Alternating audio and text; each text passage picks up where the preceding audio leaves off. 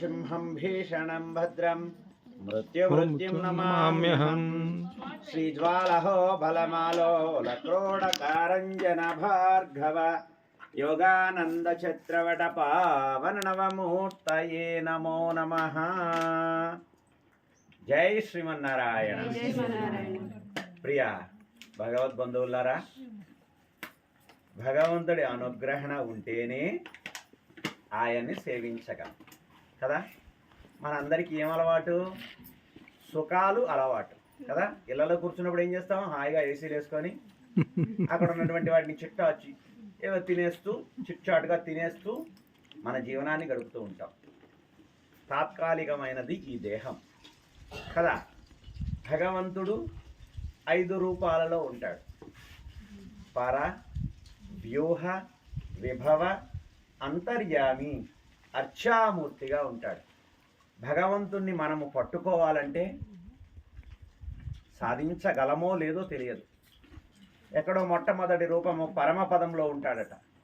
పరమపదములకు అందరం వెళ్ళగలమో లేదో తెలియదు. రెండవది పాల్కడలిలో ఉంటాడట. అక్కడికి కూడా వెళతామో లేదో తెలియదు. ఇంకొకటి విభవ రూపాల్లోకి వస్తాడట. విభవ రూపాల్లోకి వచ్చి రాముడిగా, కృష్ణుడిగా, నారసింహుడిగా, మనకు తెలిసినటువంటి అవతారాలు ఎన్ని? 10 అవతారాలు అంటారు. కానీ భగవంతుడి అవతారాలు అనంతము అంటారు. సముద్రంలో నీటి బిందువులు ఎన్ని? అనంతము. ఆకాశంలో నక్షత్రాలు ఎన్ని? అనంతము. అంటే అంతము లేనటువంటి వాటిని అనంతము అని చెబుతారు. అలాగే భగవంతుడి రూపాలు కూడా అనంతము. అలాంటి అనంత రూపుడు అయినప్పటికీ కూడా మనందరినీ అనుగ్రహించడానికి ఆయన హాయిగా పరమపదంలో ఉన్నాడు అనుకోండి. అక్కడ ఆయన సేవించే వాళ్ళు ఉంటారు, ముక్తులు, గనులు, ఎంతోమంది ఉంటారు. ఆయన సేవ అక్కడ జరిగిపోతుంటుంది. కానీ అక్కడ ఉండడట. అక్కడ నుంచి క్రిందకు వస్తాడు. ఎక్కడికి? కాదు, భౌతిక జగత్తు పర వ్యూహంలోకి వస్తాడు. తాను అనేక అవతారాలు ఎత్తొస్తాడు. పాల్కడలిలో ఉంటాడు 2వ రూపంలో. అక్కడ పండుకొని ఏం చేస్తాడు? పాల్కడల్లో పండుకొని ఏం చేస్తుంటాడు? క్రింద ఉన్నటువంటి మనందరినీ ఎలా రక్షించాలి కదా. మనమంతా ఆయన పిల్లలమా కాదా? ఆయన పిల్లలమే. మనకు తల్లి తండ్రి ఎవరు? భగవంతుడు. అమ్మ లక్ష్మి, నారాయణులు అంటారు. ఎందువల్ల? మీరు ఎవరన్నా అనుకున్నారా? మీరు అనుకున్నారా వారిని తండ్రిగా చేసుకొని రావాలని? వారిద్దరు అనుకున్నారా మిమ్మల్ని అమ్మాయిల్నే మాకు ప్రసాదించమని? సాధ్యము కాదు. ఎవరనుకున్నారు? ఒక అతను అనుకున్నాడు. ఆ అనుకున్న వాడినే పరమాత్మ, శ్రీమన్ నారాయణుడు అంటారు. ఆ నారాయణుడు ఏం చేస్తాడట? మనందరినీ సృష్టిలోకి పంపిస్తాడు. కొండ్రా భూమి మీదకి పోయి హాయిగా ఎంజాయ్ చేసిరండి అంటారు. ఎంజాయ్ అంటే ఏం ఎంజాయ్? అందరూ ఏం చేస్తారు? ఎంజాయ్ కోసం ఎక్కడికి వెళ్తారు? ఊటీ, కొడైకెనాలు, అక్కడ ఆ గోవాలు అవి తిరుగుతారు. ఎందువల్ల? అబ్బా అక్కడ ఎంత ఎంజాయ్ ఉంటుందో తెలుసండి. అక్కడ ఉన్నటువంటి గాలి, ప్రకృతి ఎంత బాగుంటుందండి. మనం ఇక్కడికి వచ్చామా? ఇక్కడంతా ఎంజాయ్ ఉందా లేదా? ఇదంతా సృష్టించిన వాడెవరు? భగవంతుడు. భగవంతుడు. మనము ప్రకృతిని సేవించాలనుకున్నప్పుడు ఆ ప్రకృతిని సృష్టించిన ఆలయములో ఉన్నటువంటి భగవంతుడు ఆ ప్రదేశంలో ఉన్నప్పుడు ఆ సన్నిధానాన్ని మనము సేవిస్తే మనకి ఆనందం. అదే మహదానందం, అదే బ్రహ్మానందం అంటారు. ఆనందాలకు అంతమే ఉండదట. అలాంటి అందాన్ని, ఆనందాన్ని కలిగించే ప్రకృతే ఈ సింగవేల్ కొండ్రం. సింగవేల్ కొండ్రం అంటే అందమైన సింహము. నరసింహుడిని చూడగానే ఏమనుకుంటాం? సింహం అండి. మనకు అరణ్యంలో మనం కూర్చొని సింహం కనపడగానే మనం ఏం చేస్తాం? బాబోయ్ అంటాం. అవునా కాదా? ఎందుకు? ఆయన చూడగానే భయం. కానీ భగవంతుడికి శంఖ చక్రమును ధరించుంటాడు. అది చూసిన మనలాంటి భక్తులు ఏం చేస్తాం? అబ్బా ఎంత అందంగా ఉంది ఆయన చక్రము, అబ్బా ఎంత సుందరంగా ఉంది నీ తెల్లటి పాంచజన్యము అని భావన చేస్తాం కదా. అదే శత్రువు వచ్చాడు అనుకోండి, ఒక దొంగ వచ్చాడండి ఆయన ఆలయంలోకి, వాడికి ఎలా కనిపిస్తాయి? అరే ఈ చక్రంతోటే నా శిరస్సును ఖండిస్తాడేమో, ఆ పాంచజన్యాన్ని ఊదితే ఆ శబ్దానికి నా కర్ణబేరులు పగిలి నేను మరణిస్తానేమో అని భయపడతాను. చూసారా, ఆ భగవంతుడికి ఉన్నటువంటి వస్తువులు భిన్నంగా కొంతమందికి సంతోషాన్ని, కొంతమందికి దుఃఖాన్ని, భయాన్ని కలిగిస్తాయి కదా. భగవంతుడు కూడా ఈ నలమల అరణ్యం, ఎలాంటి అరణ్యం? నల్లమల కీకారణ్యం. చూసారా, మీరు జ్వాలదాకా వెళ్ళారు, అక్కడి నుంచి 2 కిలోమీటర్లు ఉగ్రస్తంభం ఉంటుంది. అక్కడికి వెళ్ళి చూస్తే చుట్టూరు లోయ. అక్కడ తాను ఉద్భవించాడు. ఎవరి కోసం ఉద్భవించాడు? మన కోసం, మన అందరి కోసం కదా. అంతా ప్రహ్లాదుడి వారసులం కాబట్టి ఆయన ఉన్నటువంటి ఇంటికి రానిచ్చాడు కదా. మన చుట్టాలు బంధువులు అందరూ ఉంటారు, ఎక్కడికైనా ఆలయాలు వెళ్ళేటప్పుడు వెళ్దామని రెడీ అవుతాం, ఏదో ఒక ఆటంకం, బ్రేక్ వేసేస్తారు కదా. అలా ఉన్న సందర్భంలో భగవంతుడు తన ఇంటికి తీసుకొని వచ్చాడంటే ఆ క్రెడిట్ అంతా ఎవరిది? ఆయనది. చిన్న పాప కాబట్టి ఆ క్రెడిట్ నాకు కూడా ఉంది అంటే ప్రహ్లాదుడి అనుగ్రహణ కదా. ఇప్పుడు మనం అనుకుంటుంటాం, ప్రహ్లాదుడు గొప్పవాడా, హిరణ్యకశిపుడు గొప్పవాడా? పిల్లలు చెప్పాలి, ఎవరు గొప్పవారు? ప్రహ్లాదుడు గొప్పవాడా, హిరణ్యకశిపుడు గొప్పవాడా? హిరణ్యకశిపుడు. ప్రహ్లాదుడు అన్నవారి చేతులు ఎత్తండి, ఎత్తండి. ప్రహ్లాదుడు గొప్పవాడు అన్నవారి చేతులు ఎత్తండి. అయ్యో కాదా? సరే, ఒకరిద్దరే మాత్రం ఎత్తారు, 4 ఎత్తారు. హిరణ్యకశిపుడు గొప్పవాడు అన్నవారు ఎత్తండి. హిరణ్యకశిపుడికే ఓట్లు ఎక్కువ ఉన్నాయి అంటే మీకు సీక్రెట్ తెలిసిపోయింది. అంతే, సీక్రెట్ తెలిసిపోయింది. అంటే ప్రహ్లాదుడు గొప్పవాడే. ప్రహ్లాదుడి కంటే గొప్పవాడెవరు? హిరణ్యకశిపుడు. ఎందువల్ల? అసలు హిరణ్యకశిపుడే లేకపోతే ప్రహ్లాదుడు లేడు కదా. ఆ హిరణ్యకశిపుడే లేకపోతే నారసింహస్వామి లేడు కదా. నారసింహస్వామిని ఈ హిరణ్యకశిపుడు ఎన్నో దుష్పరిణామాలు, ఎన్నో దుర్భాషలాడాడు. నిద్రలేసిన కానీ తిట్టే పనే హిరణ్యకశిపుడి. కానీ నరసింహస్వామి ఏం చేశాడు? నరసింహస్వామి నా పిల్లోడే కదంట్రా, నాన్న తిట్టక ఎవడు తిడతాను, మనం తిడుతుంటాం కదా మన తల్లిదండ్రుల్ని కోపం వచ్చినప్పుడు కదా. కోపం వచ్చినప్పుడు మనం ఎక్కడికన్నా టూర్కో లేదంటే ఎక్స్కర్షన్ పోతుంటే తల్లిదండ్రులు వద్దన్నాం అనుకోండి, ఏం చేస్తాం? ఛీ నాన్న మా అమ్మ పంపించలేదు అని అనుకుంటాం కదా. అలా హిరణ్యకశిపుడు కూడా నిరంతరము విష్ణు ద్వేషిగా ఉన్నాడు. విష్ణువుని అలా అపరాధన చేస్తూ ఉన్నా తనని నిరంతరం తలుస్తున్నాడు. తెలుసు కదా, ఘంటాకర్ణుడి చరిత్ర తెలుసా మీకు? బద్రీనాథ్లో ఉంటాడు ఆయన.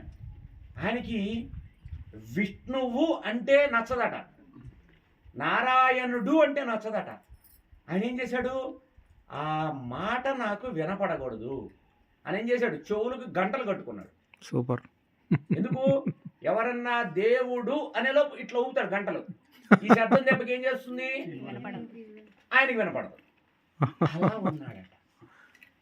అలాగే హిరణ్యకశిపుడు కూడా నేను విష్ణువుని ద్వేషిస్తూ ఉన్నా కూడా ప్రహ్లాదుడు రూపంలో తనకు మృత్యువుని కలిగించాడు పరమాత్మ. మృత్యువు కాదది, తన దగ్గరకు తీసుకున్నాడు కదా. అలా హిరణ్యకశిపుని సంహరించే సందర్భంలో భగవంతుడు ఏం చేశాడు? ప్రహ్లాదుడు తన తండ్రి గారు అడిగినటువంటి కోరికను ఎందుకలడరా నీ హరి అంటే, ఇంకా అంతా చరిత్ర చాలా ఉంది కదా, అదంతా లేదు అవుతుంది. ఎందుకలడరా అంటే ఇందుకలడు అందులేడని సందేహం వాళ్ళదన్నాడు. ఎవరు? చిన్న పిల్లవాడు.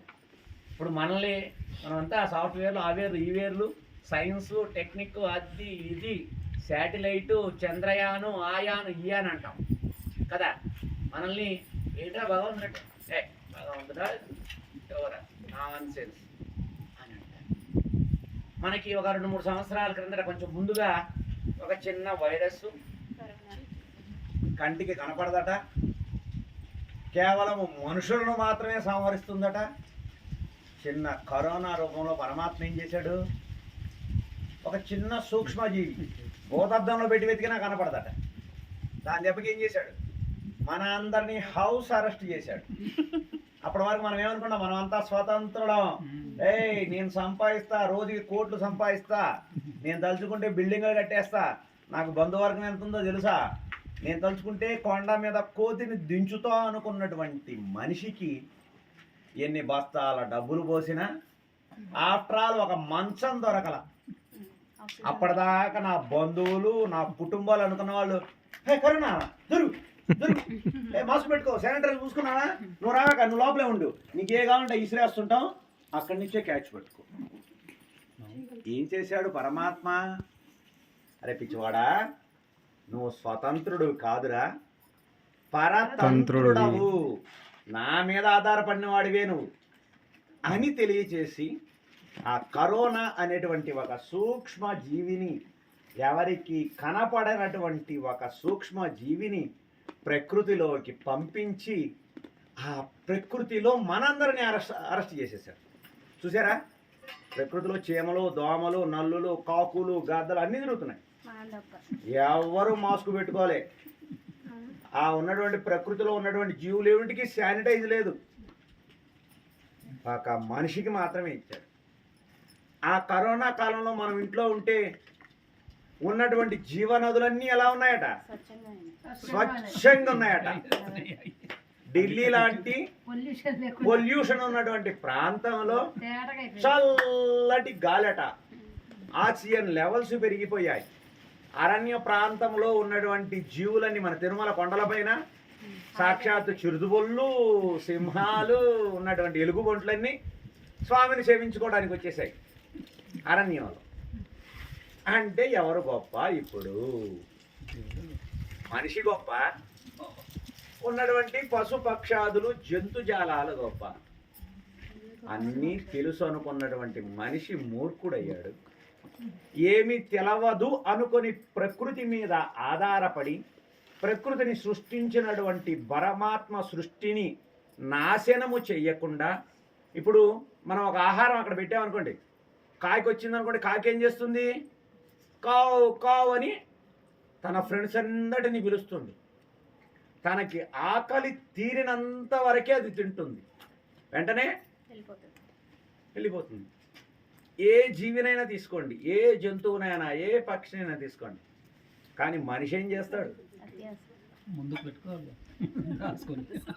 ముందేసుకుంటాడు, నాకు అనుకుంటాడు, తరువాత మనకు అనుకుంటాడు, నా పిల్లలకు అనుకుంటాడు, తరువాత నా మనవాళ్ళకు అనుకుంటాడు, తర్వాత నా ముని మనవాళ్ళకు అనుకుంటాడు కదా. వీడు ఎప్పుడు పోతాడో వీడికి తెలియదు. బర్త్ ప్లేస్ అందరికీ తెలుసు, మనందరికీ డెత్ ప్లేస్ తెలియదు. అది తెలిసి అసలు నిద్రే పట్టదు కదా. అలా భగవంతుడు మనందరినీ అనుగ్రహించడానికి ఎన్నో రూపాలుగా విభవాలలోకి వస్తాడు, ఎన్నో అవతారాలు ఎత్తి వస్తాడు. ఎందుకు వస్తాడు? మన మీద ప్రేమతో వస్తాడు. ఆయన హాయిగా, ఆయన ఇల్లు ఉంది ఆడ, పరమపదం వైకుంఠం ఎక్కడో ఉంటుంది హాయిగా. మనమైతే ఏసీ పెట్టుకోవాలి. ఇప్పుడు ఈయన ఉన్నటువంటి లోపల ఉన్నటువంటి యోగానంద నరసింహస్వామికి ఎవరు ఏసీలు పెట్టారు? చూసారా ఎంత ఉందో? ఎక్కడ? సముద్ర మట్టం కంటే 3-4 కొండల ఎత్తులు.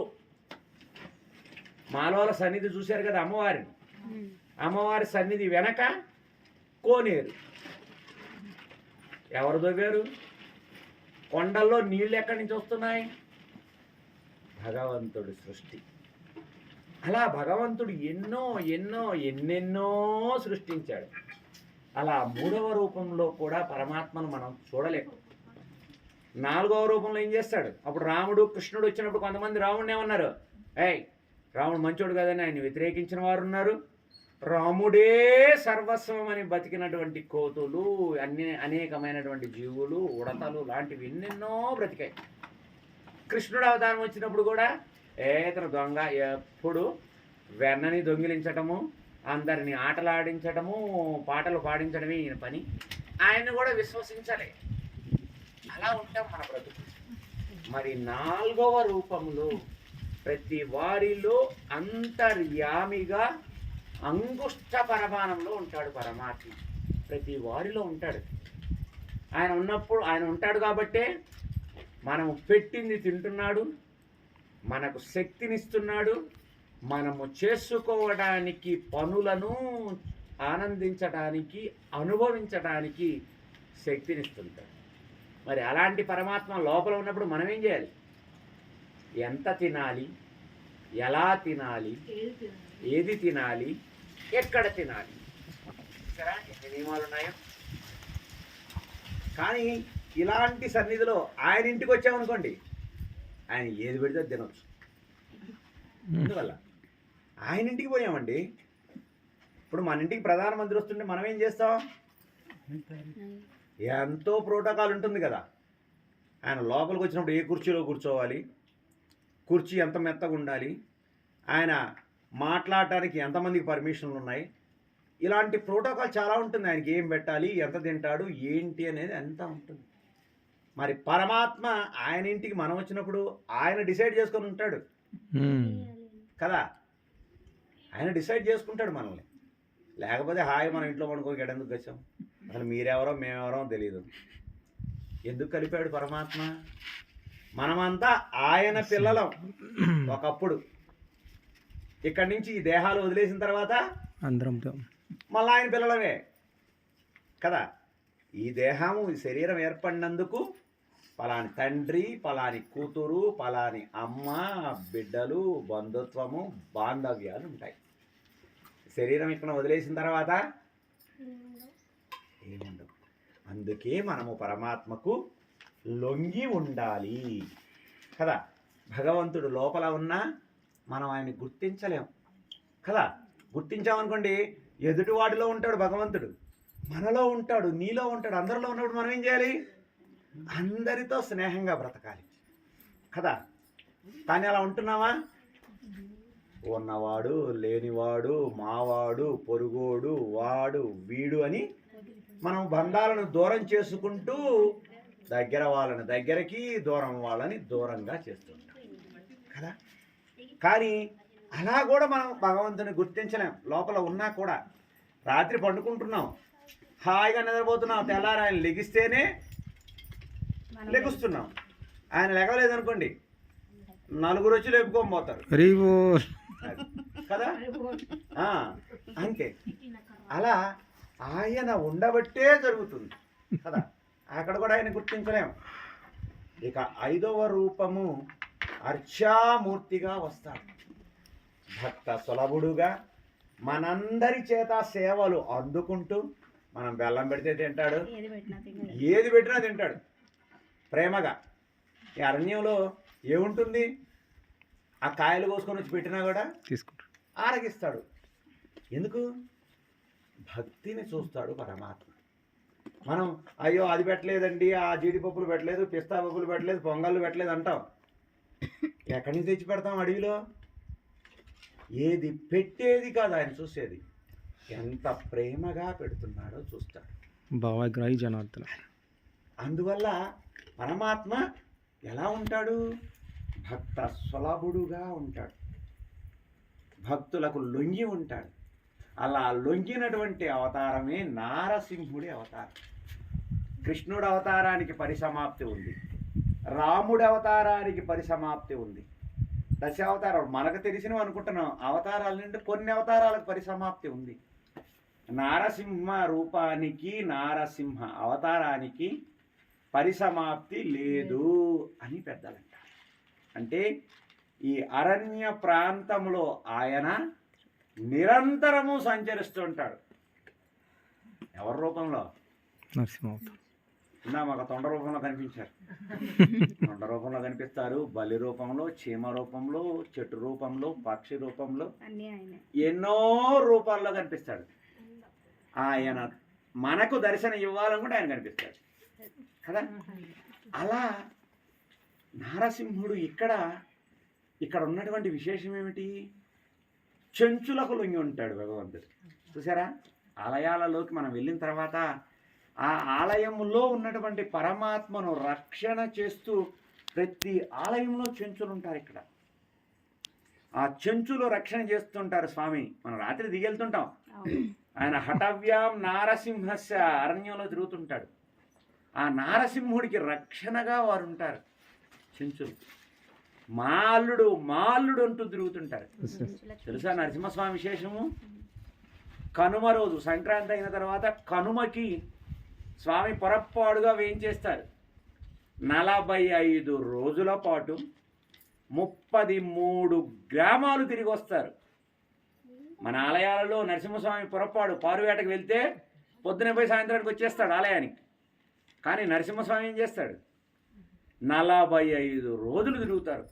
ఎప్పటి నుంచి మొదలు పెట్టుకొని కనుమ నుంచి సంక్రాంతి అయిపోయిన తర్వాత కనుమ నుంచి మొదలుపెట్టి మరలా శివరాత్రి దగ్గరకు వచ్చినప్పటికీ మన బ్రహ్మోత్సవాలు జరిగాయి కదా, బ్రహ్మోత్సవాలకి ముందుగా కొండ ఎక్కుతాడు. ఎందుకు వెళ్తాడు? గ్రామాలు అక్కడ ఉన్నటువంటి గ్రామాలన్నీ తిరిగి నాకు బ్రహ్మోత్సవాలు జరుగుతున్నాయి రండి, భక్తుల వద్దకు భగవంతుడు. ఎక్కడా ఉండదు చరిత్రలో, ప్రపంచంలో ఎక్కడా లేదు. భక్తుల వద్దకు భగవంతుడు. వారి ఇంటికి వెళ్ళి వారు ఏది పెడితే తింటాడు వాళ్ళ గూడెల్లో. వాళ్ళే కాదు, ఆ పోయినటువంటి అర్చక స్వాములు కూడా అక్కడే ఉండాలి. చూసారా? రేయ్ నేనే ఉంటుంటే నీకేమిరా రా అని 45 రోజుల పాటు 33 గ్రామాలు తిరిగి అందరినీ తోలుకొని వస్తాడు కొండపైకి. రాత్రి బ్రహ్మోత్సవం గరుడోత్సవం జరిగింది కదా క్రింద. 33 గ్రామాల ప్రజలు మొత్తం ఇక్కడ తిరుగుతుంటారు. వారి గ్రామానికి ఎప్పుడైతే నరసింహస్వామి వస్తే ఆ రోజే వారికి సంక్రాంతి. చూసారా? మన సంక్రాంతి అంటే మన డేట్ల ప్రకారం మనం జరుపుకుంటాం. ఇక్కడ అలా జరపరు. నరసింహస్వామి వాళ్ళ ఊరికి ఎప్పుడు వస్తే ఆ రోజు వారికి సంక్రాంతి. వారి బిడ్డలందరినీ వాళ్ళ పిల్లలందరినీ పిలిచి అల్లులందరినీ పిలిచి వారికి పసుపు కుంకాలు మర్యాదలు పెట్టి పంపిస్తారు. అంటే నారసింహుడు వారి ఇంటికి అల్లుడిగా భావన చేసి తమ బిడ్డ చెంచులక్ష్మి అమ్మ, ఇలాంటి పిల్లలు ఉంటారు కదా, పిల్లలంతా ఏం చేస్తారు తెలుసా? మా బావ మా ఇంటికి వస్తున్నాడని విల్లంబులు ధరించి బాణములతో విశేషంగా నృత్యాలు చేస్తారు. విశేషంగా నృత్యాలు చేస్తూ స్వామిని స్వాగతిస్తారు. ఎందుకు? భగవంతుడి పట్ల అలాంటి ప్రేమ కదా, అలాంటి భక్తి మనందరికీ కలిగించేవాడే పరమాత్మ. ఎవ్వరికీ లేదు. నారసింహుడు చూడటానికి ఎలా ఉంటాడు? ఉగ్రంగా ఉంటాడు. రాముడు అవతారంలో మనుషుల్ని రక్షించాడో లేదో తెలియదు. ఆయన ఋషుల్ని రక్షణ కోసం వచ్చినట్టుగా చెప్తారు కొంతమంది, దుష్టుల్ని శిక్షించడానికి వచ్చినట్టుగా చెబుతారు. కృష్ణావతారంలో వచ్చినప్పుడు ఏం చేశాడు కృష్ణుడు? భగవద్గీతను ఉపదేశం చేయటమే ఆయన తరుణోపాయము కదా. అందులో ఏమంటారు? ఆయన శిష్టుల్ని రక్షించడానికి అంటారు. ఆయన శిష్టుల్ని రక్షించుంటే చివరి భగవద్గీత చెప్పకూడదు. వెతికాడు వెతికాడు వెతికాడు వెతికాడు, ఎవరు దొరుకుతారు అని వెతికాడు. ఎవరు దొరకల. గురువుగారు సాందీపుడు ఉన్నాడు కదా, అక్కడ దాకొద్దు. దేవకి వసుదేవులకు ఎక్కడ పుట్టాడు? కారాగారంలో పుట్టాడు. ఎలా పుట్టాడు? శశంక చక్రే సకిరీటి కుండలే సపీత వస్త్రం సరసీరు హేక్షణ సహార వక్షస్థల స్థోభికౌస్తవం నమామి విష్ణు శిరసా చతురం. అన్నీ తనకున్నటువంటి ఆభరణాలు ఆయుధాలు అన్నీ ధరించి వచ్చాడు. ఎక్కడికి వచ్చాడు? జైల్లోకి వచ్చేసాడు. వచ్చినప్పుడు ఏం చేశాడు? తన తండ్రికి తల్లికి ఉన్నటువంటి బంధకాలన్నింటినీ తొలగించేశాడు. తొలగించిన తర్వాత వారికి మా జన్మలకు సార్థకత ఏమిటి తండ్రి అని అడుగుతారేమో అనుకున్నాడు దేవకి వసుదేవులు. కానీ వాళ్ళు ఏం చేశారు? ఉపసంహర పరమాత్మన్, నీ చేతులన్నీ ముడుచుకోవయా, కంసుడు ఉన్నాడు ఇక్కడ అని అన్నారు. తండ్రి ప్రేమ, తల్లి ప్రేమ ఉంటుంది కదా, అనేసరికి వెంటనే ఏం చేశాడు, అయ్యో అనుకొని, ఆయనకి తెలియదే ఉంటుంది అంతే కదా. ఆ చక్రాన్ని వదిలితే కంసుడు ఎడిపోతాడో, శిశుపాలుడు ఎడిపోతాడో, ఎవరు ఎడిపోతారో ఆయనకి తెలుసు. అడుగుతారేమో, ఈ కంసుడు భారీ మేము భరాయించలేకపోతున్నాం తండ్రి, ఈయన సంహరించవయ్యా అని అడుగుతారేమో అని అడగల. డిసప్పాయింట్ అయిపోయాడు. మరలా ఇంకొంచెం ముందుకు పోయాడు. ఇంకొంచెం ముందుకు పోతే సాందీపుడి దగ్గరికి వెళ్ళాడు. సకల శాస్త్రములను సేవించాడు. సేవించిన తరువాత కనీసం గురువుగారు కదా, జ్ఞానం కలిగి ఉంటాడు, ఆయనన్నా అడుగుతాడేమో అనుకున్నాడు. ఏమని, పరమాత్మ నన్ను అనుగ్రహించవయ్యా, నీ లోకమైనటువంటి ఆ పరమ పదానికి నన్ను అనుగ్రహించవయ్యా, ముక్తిని నొసంగవయ్యా అని అడుగుతాడేమో అనుకున్నాడు. పాప సాందీపుడు ఏం చేశాడు, గురుదక్షిణ అయిపోయిన తర్వాత, గురువుగారు మీకు గురుదక్షిణ ఏం కావాలయ్యా అంటే, మా ఆవిడని అడుగొస్తా అని వెళ్ళాడు. వెళ్ళి తన భార్యను అడిగితే భార్య ఏం చేసింది, మనకి పుత్రుడు పుట్టి వెళ్ళిపోయారు కదయ్యా, ఆయన్ని పిలుచుకరా, ఆ పిల్లల్ని తీసుకొని రమ్మను అని. ఎందుకు పుత్రుడు దేనికి, పున్నామ నరకాలు తొలగిస్తారని. తొలగిస్తారో లేదో ఎవరో తెలియదు, మనకు తెలుసా. వాడు ఎక్కడో అమెరికాలోనో ఎక్కడో ఉంటాడు. వాడు అరే మీ నాన్నగారు కాలం చేశాడరా అంటే, ఓ కాలం చేశాడా, నాకు ఇప్పుడైతే బిజీగా ఉంది, షెడ్యూల్ బిజీ, నేను అసలు నాకు వీసా దొరకదు, అది రాదు, పాస్పోర్ట్ దొరకదు, నాకు లీవ్సే లేవు అసలు. సరే నేను మీరు వీడియో కాల్ చేసేసేయండి, నేను వీడియో కాల్లో అతనికి ఇక్కడ నిప్పు చూపిస్తుంటాను, పెట్టేయండి. సరే కర్మదాలగా వాడు ఇండియా వచ్చాడు అనుకోండి, వచ్చేసామా, కానీ కమాన్ నాకు సెలవు లేదు, ఆ టైం నేను నైట్ ఫ్లైట్, ఎల్లుండి ఫ్లైట్ వెళ్ళిపోవాలి, కమాన్ గో హెడ్ అంటాడు. గబాబా ఆడ వచ్చారో లేదు ఎవరిని చూడ్డు, తీసేయండిరా లోపలైనా పెట్టేసామా, అయిపోయింది. వాడికి పున్నామ నరకాలు తొలుగుతాయో లేదో తెలియదు పుత్రుడి వల్ల కదా. కానీ పరమాత్మ తలుచుకుంటే ఆ సాందీపుడికి ఇచ్చేవాడు ముక్తిని. ఆయన అడగల డిసప్పాయింటెడ్. చూశాడు ఎవడైనా దొరుకుతాడేమని. చివరికి ఒక 5గురు దొరికారు. వేరంగా ఆ వడ్ల గింజల్లో తాలు గింజలన్నీ తీసేయగా ఆ మిగిలిన గింజలు 5 దొరికాయి. ఆ 5 గింజల్లో శ్రేష్టమైన గింజను ఎతికాడు మరలా. ఆ శ్రేష్టమైన గింజ అర్జునుడు. ధర్మరాజు గారు ఉంటేనేమో ఆయన ఎప్పుడు ధర్మం అంటాడు. ఆ ధర్మం ఎటు వెళ్తుంటాడో తెలియదు. ఇక భీముడు గారు ఉన్నారంటే ఆయన ముక్కోపి, ఆయన కోపం వచ్చిందంటే గద పట్టుకుని దారిపోతాడు. మరి మూడోవాడు అర్జునుడు. అతనికి కొంచెం విచక్షణ జ్ఞానం చెప్పింది వినగలడు, ఆచరించగలడు కాబట్టి ఆయన్ని పట్టుకున్నాడు.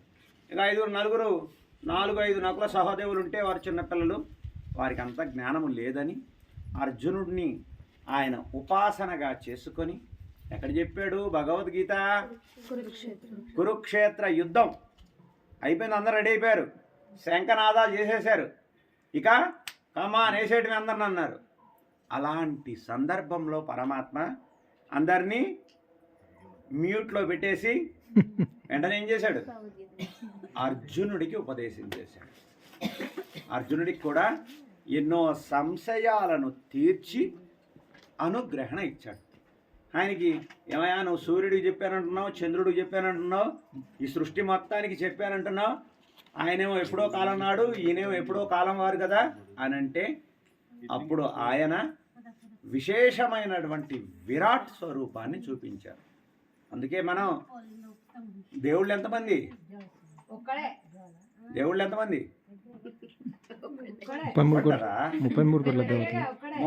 కోట్ల మంది దేవుళ్ళు.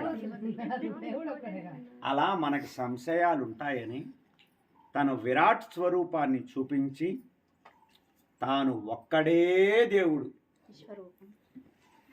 మిగిలినటువంటి వారందరూ దేవీ దేవతలు, అందరినీ తనలోనే చూపించాడు. చూపించి అర్జునుడు కనపడకపోతే దదామి చక్షువు అంటే, అరే పిచ్చోడా నీ కళ్ళతో నువ్వు చూడలేదు, ఇదిగో స్పెట్స్ పెట్టుకో అని దివ్య చక్షువులను ఇచ్చి ఆ విరాట్ రూపాన్ని చూపించాడు. చూపించగానే సకల దేవి దేవతలు ఉన్నటువంటి పశుపక్ష ఏవైనా మనం ఎవరిని ప్రార్థన చేసినా అంతిమంగా లోపల ఉండి 4వ రూపం అనుకున్నాం కదా, వైశ్యానరుడు. శివుల్లో ఆయనే ఉంటాడు, సకల దేవతలలో ఆయనే ఉంటాడు, ఇంద్రుల్లో ఆయనే ఉంటాడు, అగ్నిలో ఆయనే ఉంటాడు, వరుణుల్లో ఆయనే ఉంటాడు, అందరిలో ఆయనే ఉంటాడు. ఒక్కొక్కరికి ఒక్కొక్క పోస్ట్ ఇచ్చారు కదా. మన దేశానికి ప్రధానమంత్రి ఎంతమంది అర్రా? ప్రధానమంత్రి ఒకడే. ఆయన క్రింద ముఖ్యమంత్రులు ఎంతమంది ఉంటారు? అనేక మంది ఉంటారు. ఆ ముఖ్యమంత్రి కింద మంత్రులు ఎంతమంది ఉంటారు? చాలా మంది విస్తారంగా ఉంటారు. ఆ మంత్రులకి ముఖ్యమంత్రుల క్రింద పనిచేసే అధికార వర్గం ఎంత ఉంటుంది?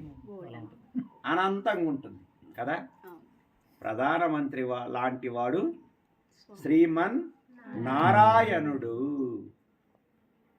మనం చెప్పేది కాదు, మన శాస్త్రాలు పెద్దలు అందరూ చెప్పింది. శివభగవానుడికి ప్రమాదం వచ్చింది ఒకనాడు. భస్మాసుర వృత్తాంతం తెలుసు కదా.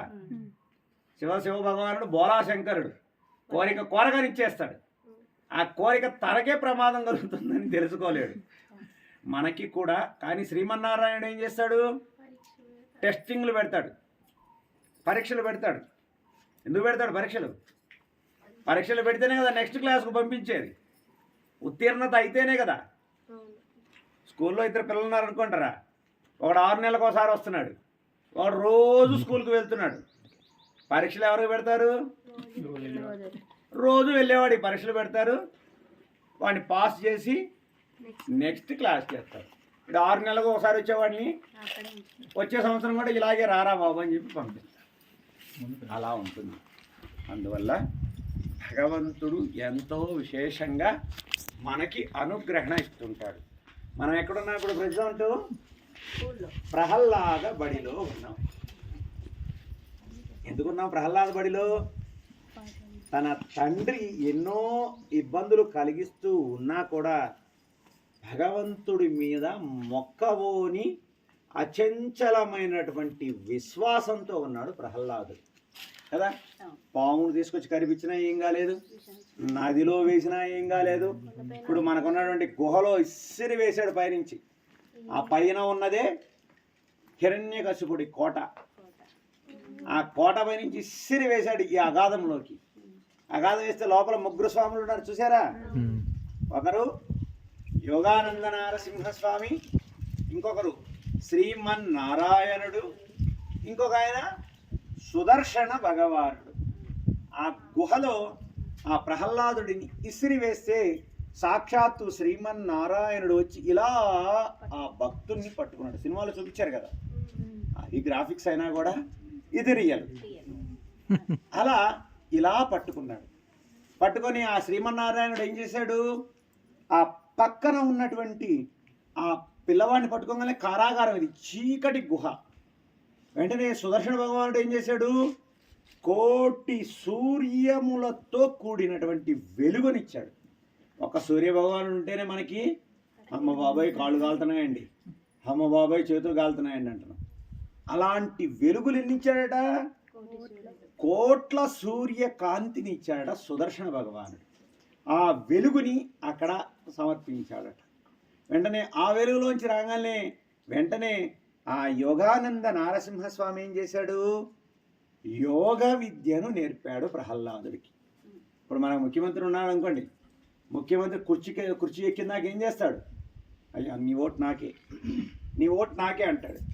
కుర్చీ ఎక్కిన తర్వాత ఎవడరా నువ్వు అంటాడు. అవునా?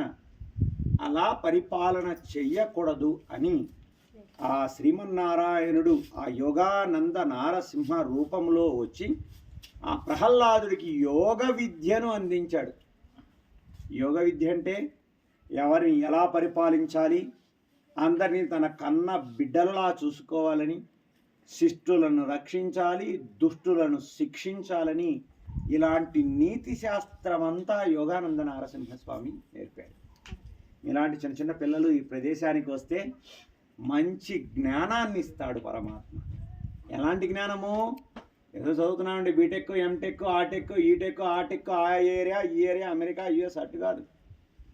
జ్ఞానము అంటే ఎదుటి వాడికి బాధ కలిగినప్పుడు అయ్యో అనేటువంటి జ్ఞానం కావాలి కదా. ఎదుటివాడు సంతోషపడుతుంటే బా ఎంత ఆనందంగా సంతోషిస్తున్నాడు. ఎదుటివాడి దుఃఖాన్ని మనం స్వీకరించాలి, ఎదుటివాడి ఆనందాన్ని మన ఆనందంగా భావన చేయాలి కదా. అదే విద్య. విద్య అంటే చదువుకున్నాం అయిపోతుంది, ఏదో డిగ్రీ ఇస్తున్నారు, వాడు ఏదో రైత్రి పౌలు చేసేటువంటి ఉద్యోగాలు ఇప్పుడు సాఫ్ట్వేర్లు అనేవే కదా, అలా ఇస్తున్నాడు, చేసేస్తున్నా, లక్షలు వస్తున్నాయి, కాలం గడిచిపోతుంది, వెళ్ళిపోతున్నాం. కానీ ప్రతి వారు ఎవరి పిల్లలు? భగవంతుడి పిల్లలే. ఇప్పుడు మీ కుటుంబంలో మీ చెల్లికి బాధ వచ్చిందనుకోండి, మీరేం చేస్తారు? అయ్యో నా చెల్లె, ఏం కావాలి నీకు అని అంటాం. అదే మీ పక్కింటి ఆమెకు వచ్చిందనుకోండి, మాకు కాదులే, ఆమెవరో మేమెవరో అనుకుంటాం. ఎందువల్ల అనుకుంటాం? వారు మనం అందరం సంబంధికులు అనుకున్నాం అనుకోండి, వారి బాధ మన బాధగా స్వీకరిస్తాం కదా. అలాంటి విశేషమైనటువంటి భక్తి కావాలి మనకి. అలాంటి భక్తిని, యోగ శాస్త్రాన్ని అందించేవాడే యోగానంద నారసింహస్వామి. స్వామిని సేవించారు కదా, అందరు ఎక్కడున్నా నరసింహస్వామి 2 కాళ్ళే 2 నేత్రాలతోనే ఉంటారు. ఇక్కడ త్రినేత్రము కలిగి ఉంటాడు. యోగ విద్యను నేర్పించేటువంటి జ్ఞాన నేత్రం. మనందరికీ కూడా 3 నేత్రాలు ఉంటాయి, అవునా కదా. 3వ నేత్రం ఉండబట్టే బొట్టు పెడుతున్నాం. ఎందుకు? ఆ నేత్రము వికసించాలి. మనకు మూచుకొని ఉంటుంది, బయటికి కనపడదు. ఆ నేత్రం ఏం చేయాలి? వికసించాలి. వికసించాలంటే భగవంతుడి అనుగ్రహణ మన మీద ఉండాలి. ఆయన అనుగ్రహణం మన మీద ఉండాలంటే తరచూ ఆయన సన్నిధానానికి రావాలి కదా. అలాంటి అనుగ్రహణ కలిగినటువంటి స్కూలే ఈ ప్రహ్లాద బడి. ఇక్కడికి వస్తున్నామంటే ఎవరు అనుగ్రహణ? ప్రహ్లాదుడి అనుగ్రహణ. నారసింహ అనుగ్రహణ కాదు, ఆయన 2వ అనుగ్రహణ. ముందు మనం అంతా ఎవరి వారసులం? ప్రహ్లాదుడి వారసులం. అంతా తెలుసు కదా. అందరూ మాలో అమ్మవారి సన్నిధి దాకా వస్తారు. ఇక్కడికి వచ్చి వారికి తెలియదు పాపం ఇక్కడ ప్రహ్లాద బడి ఉందని. కొంతమంది ఏం చేస్తారు? జ్వాలకు వెళ్ళాలి, మళ్ళీ చాలా దూరం కదా, పదండి పదండి అంటే జ్వాలకు వెళ్తారు. ఇక్కడికి ఎవరిని రాణిస్తాడు? అనుగ్రహం. ప్రహ్లాదుడి అనుగ్రహణ ఉంటేనే ప్రహ్లాద్ మహారాజుకి. ప్రహ్లాదుడి అనుగ్రహణ వల్ల ప్రహ్లాదుడి విద్య నేర్పించిన వారెవరు? నారద భగవానుడు. కానీ నారద భగవానుడి కంటే ముందుగా ఎవరి పేరు చెబుతారు? ప్రహ్లాద, పరాశర మనకు చెప్తారు కదా. విశేషంగా భాగవతోత్తములలో నారదుడి కంటే ముందుగా ప్రహ్లాదుడినే చెప్తారు. చూసారా? అంటే గురువు గారి కంటే శిష్యుడు గొప్పవాడు. అప్పుడు గురువుగారు ఏమవుతారు? ఆయన ఆనందపడిపోతాడు, అబ్బా నా కాడ వీడు చదువు నేర్చుకొని నాకంటే గొప్పవాడయ్యాడు రా. ఇప్పుడంటే ఈగోలు, పూర్వకాలంలో ఎవరికి ఉన్నాయి కదా. ఒక విద్య, ఇదంతా ప్రహ్లాదుడు విద్య నేర్చుకున్నటువంటి బడి. ఈ రాళ్ల మీద తాను స్వయంగా చేతితో లిపించినటువంటి సంస్కృత లిపి ఉంది ఇక్కడ. కాకపోతే మనలాంటి ఆయన వారసులం అంతా ఈ ప్రదేశం అంతా నడిచి నడిచి నడిచి అరిగిపోయాయి.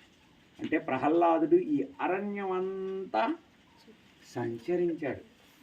ఇక్కడి నుంచి కొంచెం ముందుకు వెళ్తే ఇక్కడి నుంచి డైరెక్ట్గా ఉగ్రస్తంభానికి వెళ్ళే రూట్ ఉంటుంది.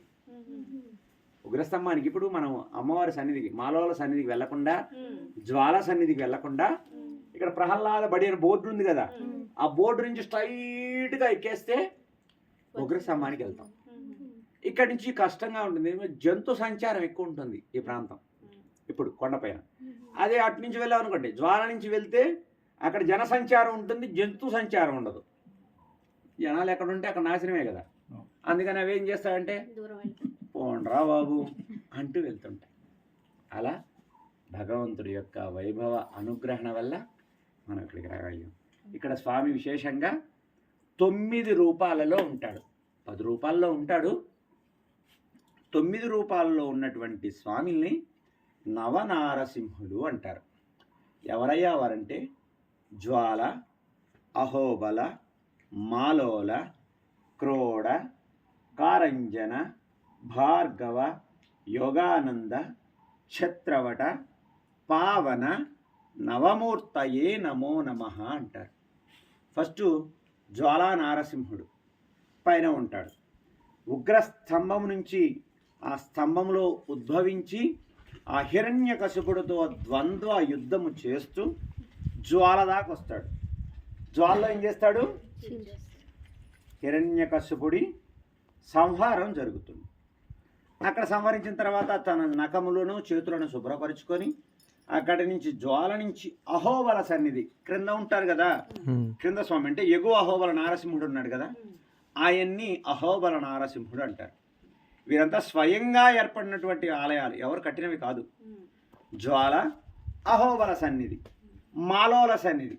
అమ్మవారిని చూశారు కదా లక్ష్మీదేవిని, అమ్మవారు అలిగి ఈ 3 కొండల పైకి ఎక్కి వస్తుంది.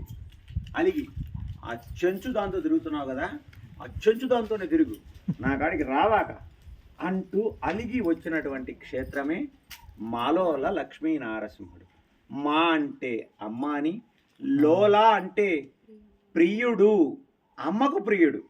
అమ్మని కూర్చొని ఏం చేస్తాడు, అమ్మ అప్పుడు దాకా అరుస్తూ ఉంటుంది, కషాయ విషయాన్ని అరుస్తుంటే వెంటనే ఇలా పట్టుకొని తమ వామాంకము తొడ మీద కూర్చోబెట్టుకుంటాడు. కూర్చోబెట్టగానే ఆమెకి ఏమే లక్ష్మి, ఎవరు అనుకుంటున్నావా చెంచు లక్ష్మి, ఒక్కసారి నువ్వు కూడా ఆ నేత్రాలు మూసుకొని కళ్ళ తెరువు, ఎవరో తెలుస్తుందని కానీ కళ్ళు మూసుకొని అలా చూడగానే నా రూపమే కదా చెంచులక్ష్మి అమ్మవారు, లక్ష్మీదేవి రూపమే చెంచులక్ష్మి అమ్మవారు. అలా అనుగ్రహించి అమ్మను కూడా లోలిస్తాడు, ప్రేమిస్తాడు. అలా మాలోల సన్నిధి జ్వాల, అహోబల, మాలోల అయిపోయింది. క్రోడ నారసింహుడు. క్రోడ నారసింహుడు అంటే క్రింద ఉన్నాడు కదా, భూ వరాహస్వామి, భూమిదేవిని రక్షణ చేసి ఈ హిరణ్యకశిపుడు తమ్ముడు గారు ఇంకొకడు ఉన్నాడు మంచి గట్టివంతుడు, ఎవరు? హిరణ్యాక్షుడు. అన్న 4 ఆకులు అయితే వాడు 16 ఆకులు తమ్ముడు. మనం కూడా తెలుసు కదా, ముందు పుట్టిన వారి కంటే వెనక పుట్టిన వారు ఇంకా ఆకదాయిగా ఉంటారు. ఈ హిరణ్యాక్షుడు ఏం చేశాడు, మా అన్న సీఎం, మా అన్న రాజు హిరణ్యకశిపుడు. అందుకని ఇతరేం చేశాడు, కనిపించిన భూమి అంతటినీ నాదే. కనిపించినటువంటి ఇప్పుడు మన రాజకీయ నాయకులు చేసే పదేదే కదా, ఎక్కడ దేవాదాయ భూములుంటే ఆక్రమణే, ఎందుకంటే ఆయన గమ్ముకుంటున్నాడని పాపం. అలా హిరణ్యాక్షుడు చేస్తూ ఉంటే ఆ వరాహ రూపంలో స్వామి వచ్చి తన కోరలతో అమ్మని ఉద్ధరించి పైకి తీసుకొని వచ్చి ఆ హిరణ్యాక్షుని సంహారం చేసినటువంటి సన్నిధి క్రోడ నారసింహుడి సన్నిధి. అప్పటికి ఎంత పోయారో 4 అయ్యారు. జ్వాల, అహోబల, మాలోల, క్రోడ, కారంజన నారసింహుడు. మన క్రిందకు వెళ్తే కొంచెం ముందుకు వెళ్ళగానే రోడ్డు మీదే ఉంటారు. కారంజన నారసింహుడు అంటారు. అంటే హనుమ సేవిత కారంజన నారసింహ గోవింద అంటారు. హనుమంతుల వారు ఆయన చిరంజీవి కదా, ఆ రామాయణ కాలం అంతా అయిపోయిన తర్వాత ఇవన్నీ తిరుగుతూ అరణ్యాలన్నీ సేవించుకుంటూ రామ్ రామ్ రామ్ ఎక్కడున్నావయ్యా, ఒకసారన్నా దర్శించవయ్యా, నాకు దర్శనాన్ని ఇవ్వని ప్రార్థన చేస్తూ ఇక్కడికి వస్తే నారసింహుడు కనిపించాడు. ఇక్కడ నారసింహుడు కనిపితే నాకు నారసింహుడు వద్దు, నాకు రాముడే కావాలన్నాడు. ఓ నీకు రాముడు కావాలా, సరే కళ్ళు మూసి కళ్ళు తెరువు అన్నాడు. కళ్ళు మూసి కళ్ళు తెరేసరికి తన చేతిలో ధనుస్సును చతుర్బాణములను ధరించి ఆ హనుమంతుడికి దర్శనమిచ్చినటువంటి సన్నిధానమే కారంజన నారసింహుడు అంటారు. కారంజుడు అంటే ఒక కారంజనము ఉన్నటువంటి ఆ చెట్టు, గానుగ చెట్టు అంటాము కదా మనం, ఆ చెట్టు కింద దర్శనం ఇచ్చాడు ఆయనకి, అందుకే కారంజన నారసింహుడు అంటారు. అలా హనుమకు దర్శనం ఇచ్చిన స్వామి కారంజన నారసింహస్వామి. జ్వాల, అహోబల, మాలోల, క్రోడ, కారంజన, యోగానంద. యోగానంద అంటే వీరు. ఇలాగే క్రింద ఇంకొక ఆయన ఉంటాడు. క్రింద నారసింహస్వామి కింద అక్కడ కూడా బండి వెళ్తుంది. అక్కడికి వెళ్తే అక్కడ కారంజన నారసింహుడు ఎవరికి దర్శనమిస్తాడు, యోగానంద నారసింహుడు ఎవరికి దర్శనమిస్తాడు, బ్రహ్మకు దర్శనమిచ్చాడు. క్రింద ఇక్కడేం ప్రహ్లాదుడికి దర్శనం ఇచ్చాడు, అక్కడ బ్రహ్మగారికి దర్శనం ఇస్తాడు. 6 రూపాయలు అయిపోయాయి కదా, జ్వాల, అహోబల, మాలోల, క్రోడ, కారంజన, సారీ భార్గవ ఉంటారు మధ్యలో. మనం వెళ్ళేటప్పుడు మర్చిపోయాం ఆయన్ని. భార్గవ నారసింహుడు అంటే కారంజన నారసింహుడిని దాటిన తర్వాత కొంచెం ముందుకు పోయిన తర్వాత మనం దిగేటప్పుడు ఆన్ ద వే రోడ్లోనే ఇటు నుంచి ఒక 2-3 కిలోమీటర్ల లోపలికి వెళ్ళాలి. ఆయన్ని భార్గవ నారసింహుడు అంటారు. భార్గవ నారసింహుడు అంటే పరశురాముడుకు దర్శనమిచ్చిన స్వామి. పరశురాముడు వచ్చి నాకు నారసింహస్వామి రూపాన్ని చూపించంటే, నువ్వు ఆ రూపాన్ని చూడలేవయ్యా, నేను ఒకసారి ఎత్తితేనే సకల దేవతలందరూ పరిగెత్తారు, మరలా చూడలేవు నువ్వయ్యా అంటే, నాకు దర్శనం కావాలంటే సరే కళ్ళు మూసుకొని కళ్ళు తెరుచుకొని ఆయనకి వెనక రూపాన్ని చూపిస్తాడు భార్గవ నారసింహుడికి. అంటే ఈ జూలు ఇవన్నీ ఆయనకి దర్శనించారు భార్గవ నారసింహుడు. అలా క్రిందకి వెళ్ళిన తర్వాత జ్వాల అహోబల మాలోల క్రోడ కారంజన భార్గవ యోగానంద ఇప్పుడు చెప్పుకున్నాం కదా. ఛత్రవట నారసింహుడు అంటారు, ఆయన్ని కూడా క్రింద సేవించవచ్చు. ఛత్రవట నారసింహుడు అంటే ఆహా ఓహో అనేటువంటి ఒక గంధర్వులు పుష్పక విమానంలో పైన సంచరిస్తూ ఉంటే ఆ ఛత్రవట నారసింహుడు దగ్గరికి వచ్చేసరికి ఆ వెళ్ళేటువంటి విమానం ఆగిపోయిందట. వారు పైన గానం చేస్తుంటే ఈయన చెట్టు కింద కూర్చొని తాళం వేస్తుంటాడు. అందుకే స్వామి ఒక తొడ మీద ఇలా చెయ్యిని వేస్తూ ఉంటాడు. ఆహా ఓహో గంధర్వ సేవిత ఛత్రవట నారసింహ అంటారు. ఆ దేవతలు ఆ పైన ఉన్నటువంటి వారిద్దరు దిగి వచ్చి ఆహా ఓహో అనేటువంటి వారిద్దరి పేర్లు అనమాట. ఆ గంధర్వులు వచ్చి తమ గానామృతముతో ఆ స్వామికి ఆనందాన్ని కలిగించి ఆనందంగా ఆయన్ని సంతృప్తి పరిచి బయలుదేరుతారు. అయిపోయింది కదా. జ్వాల అహోబల మాలోల క్రోడ కారంజన భార్గవ యోగానంద ఛత్రవట పావన నవమూర్తయే నమో నమః అంటారు చివరిలో. పావన నారసింహుడు అంటే ఇప్పుడు మనం క్రింద వెళ్ళిన తర్వాత గుడి దాటగానే ఇటు ఒకటి ఉంది పావన నారసింహస్వామి సన్నిధి 7 కిలోమీటర్లు అనేసి ఉంటుంది. చిన్న విగ్రహం పెట్టున్నారు చూసారా, ఇటు పక్క నీళ్లు అవన్నీ ఉన్నాయి కదా, అక్కడ చిన్న విగ్రహం పెట్టి ఆయన రాంగలు అందరూ బొట్లు పెట్టి బ్రిడ్జి ఎక్కి వస్తున్నాం కదా మనం, అక్కడ పావన నారసింహుడు. అంటే నారసింహుడు విశేషంగా అందరూ ఆయన చూసి భయపడి వెళ్తుంటే ఆ చెంచులక్ష్మి అమ్మవారు ఆమె ఉన్నటువంటి కోట అదంతా పావన నారసింహుడు ఆమె రాజ్యం అది. ఆమె దగ్గరికి ఈయన వెళ్ళాడు. ఆమెను చూసి సంతోషపడి ఆ ఉగ్ర తాపాన్ని ఉపసంహరించుకొని ఆమెకు లోలుడైపోయాడు. అంటే అప్పుడు ఆమె వెంట తిరిగి ఆ చెంచులక్ష్మి అమ్మవారిని నేను పెళ్లి చేసుకుంటా ఏయ్ పోవయా, నువ్వెవడు నువ్వెవరు సింహంలాగా ఏం మనిషిలాగా కాదు, మా వాళ్ళు అసలు నిన్ను కానీ చూశారంటే బోన్లో వేసి కట్టేస్తారు, మా వాళ్ళ సంగతి మా వాళ్ళ బలం నీకు తెలియదు, ఖబర్దార్ జాగ్రత్త నా వెంట రాకు అనింది. అయినా ఆయన ఆ వెంటే పరిగెత్తి వాళ్ళ తండాలో ఉన్నటువంటి వాళ్ళ గుడేల్లో ఉన్నటువంటి పెద్దలను కలిసి నేను మీ అమ్మాయిని పెళ్లి చేసి పోవయా అని. ఎవరు నువ్వు? నేను నారసింహస్వామి, నీకు నియమాలు నిష్టలు అన్నీ ఉంటాయా, మేము చెంచులము, ఏది దొరికితే తినేస్తాం, ఏది కనిపిస్తే అది కట్టేసుకుంటాం, అలా ఉంటామయ్యా అంటే ఆయన ఏం చేశాడు,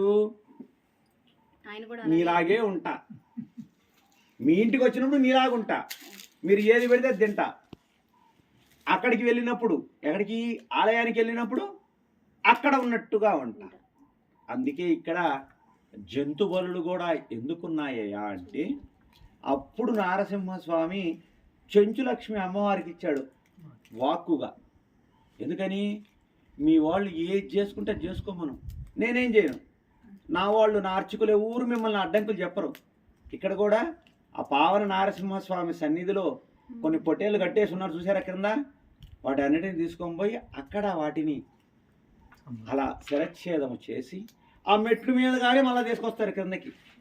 ఎవ్వరు అబ్జెక్షన్ చేయడానికి లేదు. ఎందువల్లంటే భగవంతుడు తలుచుకుంటే రాజు తలుచుకుంటే దెబ్బలకు కరువా అన్నట్టుగా ఆయన ఆజ్ఞ ఇచ్చి పర్మిషన్ ఇచ్చినప్పుడు ఇంకెవరు ఆపుతారు. అలా భగవంతుడు ఆ పావన నారసింహుడిగా మనందరికీ అనుగ్రహిస్తాడు నవనారసింహులుగా. మరి 10వ రూపం ఏమిటి? క్రింద దిగువ అహోబల నారసింహుడు ఉన్నాడు కదా, ఆయన్ని ఎవరు ప్రతిష్ఠ చేశారంటే కలియుగ ప్రత్యక్ష దైవం శ్రీ వెంకటేశుడే ఆ క్రింద దిగువ నారసింహుడి ఆలయాన్ని ఏర్పాటు చేశాడు. చూసారా పక్కన వెంకటేశ్వర స్వామి కళ్యాణ మండపం అని ఉంటుంది కదా, ఆయన కళ్యాణానికి ముందు వచ్చి ఇవన్నీ చేసి కళ్యాణము అయిన తర్వాత కొంతకాలం ఇక్కడికి వచ్చి ఇక్కడ విడిదిగా ఉండి నారసింహస్వామి సేవ చేశారు. అది ఈ నవనారసింహులతో మనందరికీ ఉన్న బంధం కదా. అందుకని అందరూ నిద్రపోయారు పాపం, అందరినీ మేల్కొల్పుదాం. మేల్కొల్పుదాం అంటే ఏం చేయాలి? ఒక్కసారి అందరికి గోవిందులు కొట్టేసాం.